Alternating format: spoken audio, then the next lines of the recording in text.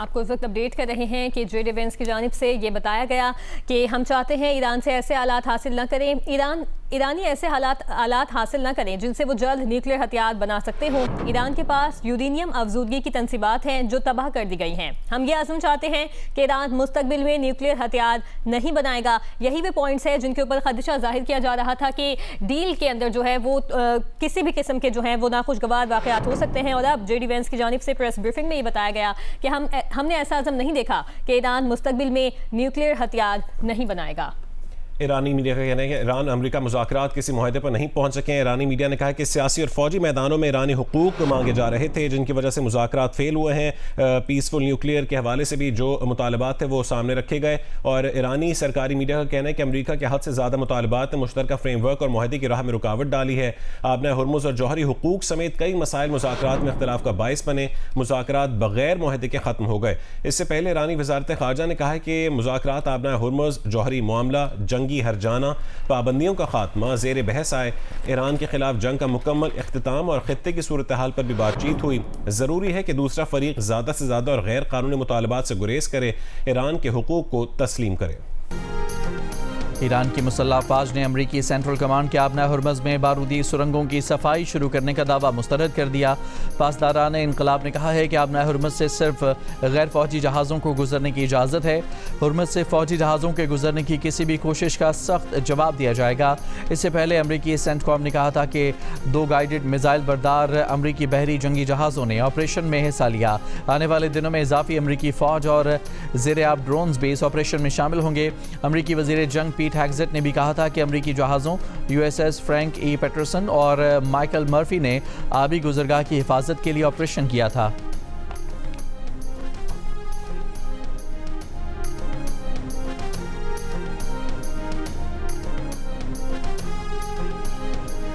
फ्रांसीसी सदर Emmanuel Macron का ईरानी हम मनसब मसूद पेज़ेश्कियान को टेलीफोन और कहा कि फ्रांस लबनान समेत तमाम महाजों पर जंगबंदी की मुकम्मल हिमायत करता है। खित्ते की सलामती के लिए तमाम मुतालिका ममालिक की शमूलियत और ठोस मुआहदे ज़रूरी हैं। ईरान से आबना हुर्मुज़ में जहाज़ रानी की आज़ादी और सलामती फौरी बहाल करने का भी मुतालबा फ्रांसीसी सदर ने सऊदी वली अहद मोहम्मद बिन सलमान को भी फ़ोन किया। मशरिक़ वस्ता में देरपा अमन के लिए पायदार मुआहदे की ज़रूरत पर इत्तफ़ाक़ किया। कहा कि जंगबंदी की मुकम्मल हिमायत करते हैं। दायरा फौरी तौर पर लबनान तक बढ़ाया जाए।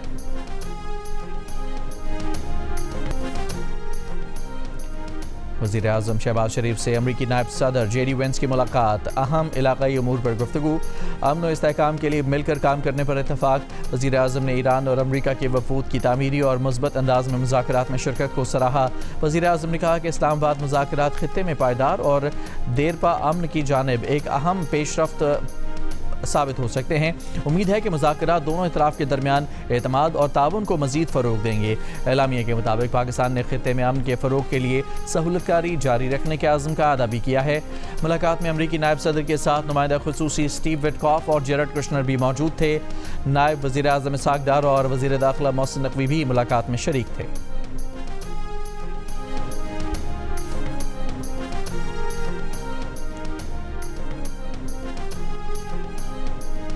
वज़ीर आज़म शहबाज शरीफ से ईरानी पार्लियामेंट के स्पीकर बाकर कालिबाफ की क़यादत में ईरानी वफ़द की मुलाकात। वज़ीर आज़म ऑफिस के एलामे के मुताबिक शहबाज शरीफ ने इस्लामाबाद मुज़ाकरात में ईरानी वफ़द की शिरकत को सराहा।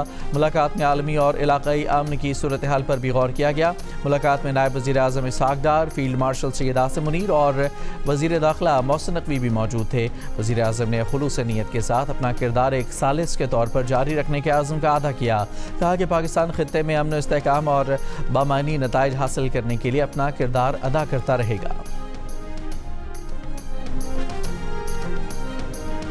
ईरानी नायब सदर मोहम्मद रज़ा आरिफ का अमरीका के साथ मुज़ाकरात में शरीक ईरानी वफ़द के लिए नेक तमन्नाओं का इजहार। सोशल मीडिया पर जारी बयान में कहा कि अपने भाई मोहम्मद बाकर कालिबाफ के लिए मुज़ाकरात में कामयाबी की दुआ करते हैं। मोहम्मद बाकर कालिबाफ कौम के नुमाइंदे हैं। जंग में शामिल ईरानी जंगजुओं की तरह हम मुज़ाकरात में शामिल मुज़ाकरातकारों के भी हामी हैं ताकि वो इस मिशन को आगे बढ़ा सकें जो उन्हें निज़ाम और बाइख्तियार अवाम ने सौंपा है।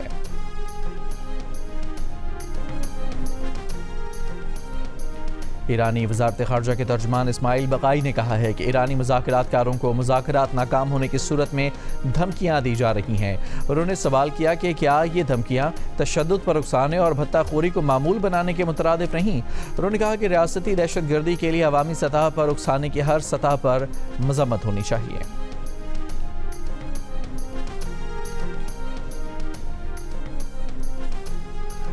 कैथोलिक मसीहियों के रूहानी पेशवा पोप लियो का जंग खत्म करने पर जोर। वेटिकन सिटी में अमन के लिए दुआया इज्तिमा से खिताब। जंग पसंद अनासर पर कड़ी तनकीद। कहा कि खुदपरस्ती और दौलत की परस्तिश बहुत हो चुकी, ताकत के मुजाहरे और जंग बहुत हो चुकी। हकीकी ताकत ज़िंदगी के लिए खिदमत करने से ज़ाहिर होती है। कौमी रहनुमा पर बड़ी जिम्मेदारियाँ आयद होती हैं। हम इनसे कहते हैं कि बस करें, अब अमन का वक्त है। मुज़ाकरात और सालिसी की मेज़ पर बैठें, उस मेज़ पर ना बैठें जहाँ असलहे में इजाफे की मनसूबाबंदी और महलिक इक़दाम के फैसले किए जाते हैं।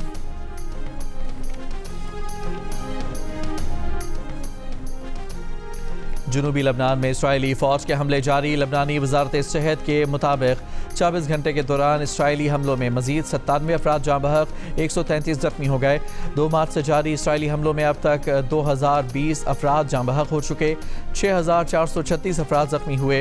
हिज़्बुल्लाह के भी इसराइली फोर्सेस पर मिसाइल और ड्रोन हमले, इसराइली टैंक तबाह।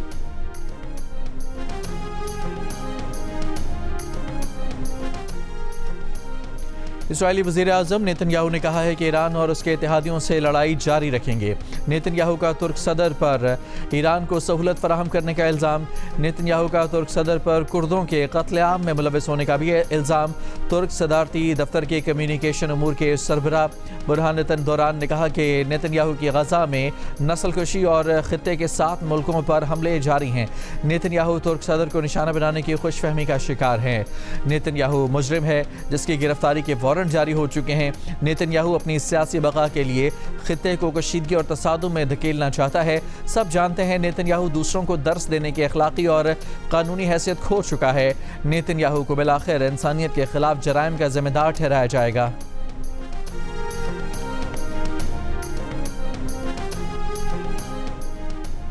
साबिक इसराइली नायब चीफ ऑफ स्टाफ याईर गोलान ने कहा कि नेतन्याहू दबाव में हैं। नेतन्याहू जानते हैं कि जंग के मकासद हासिल नहीं हुए। फातह को अपनी जीत का ऐलान दोहराने की ज़रूरत नहीं पड़ती। नेतन्याहू और उनकी हुकूमत को घर भेजने का वक्त आ गया है।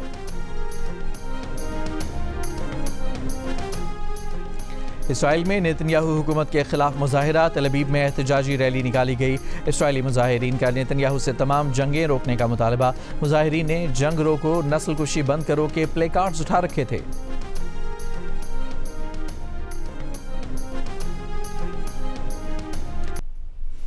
पाकिस्तान अमन की आवाज़, पाकिस्तान इंसानियत की रोशनी। जंग के बादल छाए तो पाकिस्तान ने हमें सुकून का रास्ता दिखाया।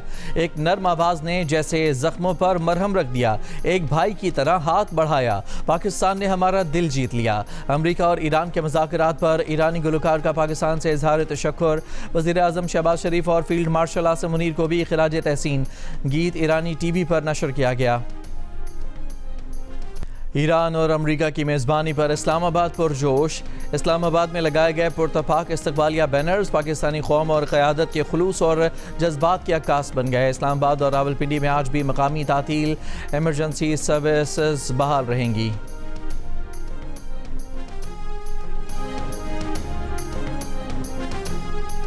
सऊदी अरब की गवादर में ऑयल रिफाइनरी के क़याम के लिए $10 अरब सरमायाकारी का इम्कान।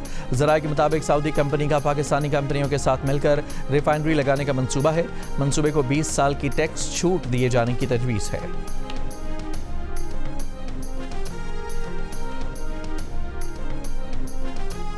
पाकिस्तान ईरान ट्रांजिट कॉरिडोर का बाकायदा आगाज़ हो गया। कस्टम हुकाम के मुताबिक कराची से पहली बरामदी खेप ताशकंद के लिए रवाना कर दी गई। नए तिजारती रास्ते के जरिए पहली खेप में मुंजमद गोश्त रवाना किया गया है। बरामदी खेप रमदान बॉर्डर से ईरान में दाखिल होकर वस्ती एशियाई रियासतों तक पहुँचेगी।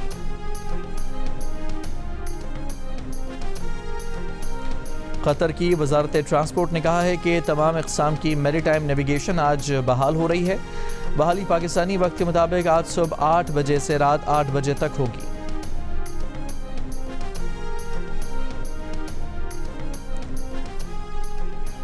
इराक़ी पार्लियामेंट ने कुर्द सियासतदान नज़ार आमिदी को नया सदर मुंतखब कर लिया।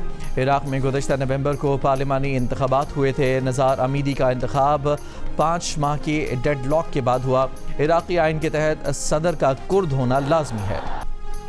SBL-PSL में हैदराबाद किंग्समैन ने पहली फतह हासिल कर ली। कराची किंग्स को 4 विकेट से हरा दिया। हैदराबाद किंग्समैन 189 रन का हदफ 5 गेंदें कबल हासिल कर लिया। हसन खान 16 गेंदों पर 33 और इरफान खान न्याजी 20 गेंदों पर 29 रन बनाकर नॉट आउट रहे। इवेंट में आज हैदराबाद किंग्समैन का मुकाबला इस्लामाबाद यूनाइटेड से होगा। मैचेस जियो सुपर और माइक्रो से बराह रास्त नशर किए जा रहे हैं।